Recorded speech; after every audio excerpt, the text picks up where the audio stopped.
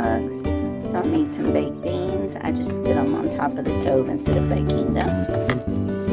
And I have made up some potato salad. And this is not chunky. I made it out of mashed potatoes. So just curious, do you make your potato salad chunky or creamy?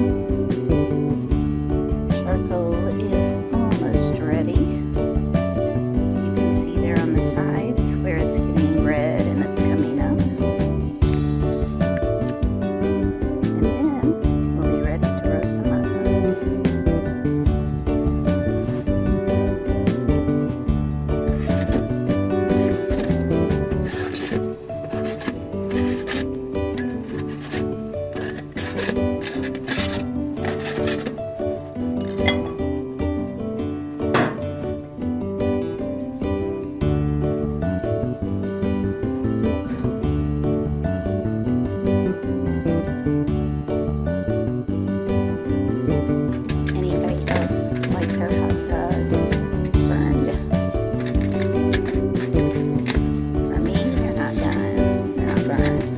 That char, the taste on just a hot dog, not on hamburgers or anything, but on a hot dog, it's a must.